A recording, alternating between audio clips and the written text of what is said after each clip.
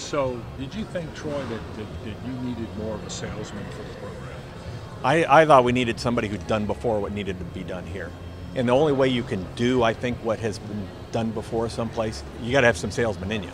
But I think they're looking for a salesman. I'm looking for someone who had taken a program that hadn't had success in maybe a program that wasn't a top from a resource, from a facility, from a history standpoint. Maybe not the top third of the league that they were in, but he took IUPUI, he took Georgia State from programs at the bottom third of the league historically to the top.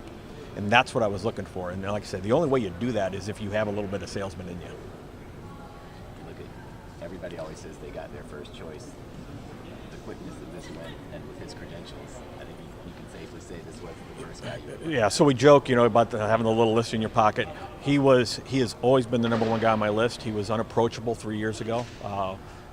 Given timing and everything else, I couldn't get to him, but I knew if I had an opening, I was going to go to him. He was the only coach I sat down face-to-face with. I talked to 14, but he was the only one I met face-to-face with. So, yeah. What was the response that you got from talking to people about this program over the course of the process? I think we look down on the program more here than people on the outside look at the program. Don't underestimate the value of the league. Don't underestimate the value of being in a multi-bid league. Don't underestimate the reputation of the university from being able to sell people on it. I was rather overwhelmed by the people that were interested, and not just the people who I think had a cursory interest, but had a real, given the people that were calling on behalf of some people, I was a little surprised. Pool was totally different this time than it was last time. There was one person in the pool that I talked to last time. I think what's happened in the last 3-4 years, and I said this at the press conference with Mike, but I think the institutional commitment that we've talked about that maybe people didn't really see 3 years ago, I think now they've seen it. They've seen it start to manifest itself. I joked about this, but I had a lot of people refer to winning a bowl game. If you can win a bowl game at Tulane, if you can turn the football program around, hey, we can do it in basketball. And I think they needed to see, some tangible way that commitment was going to show itself. And I think it's starting to, and thus I think people feel better about, nobody wants to go to a place where they can't win. I think now people think you can win here. You couldn't comment on it directly there, and maybe you can't now, but the new TV contract that is coming, which again, it's my words, not yours, how important did that play, the resources that are going to be a part of this in terms of what you consider? Well, I think, that all the rumor and numbers that are floating around out there, as true as those are or not true, I think it just is one more thing to help differentiate and separate our league from everybody else. We joke about the Power Six started as a marketing brand, and it's kind of become in some way a self-fulfilling prophecy.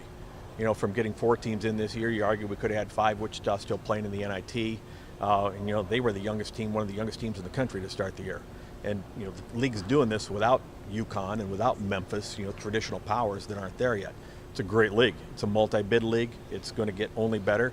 And if you start to add that outside resource piece to it and start to, in somewhat identify it with those Power 5 football leagues that are above it, all of a sudden the reality hits, and this is a Power 6 league, and now it's the step that everybody wants to make. You mentioned today that you were looking for a coach whose expectations were even greater than what you guys were, and then he went out and made some pretty bold statements. Is that what you're talking about?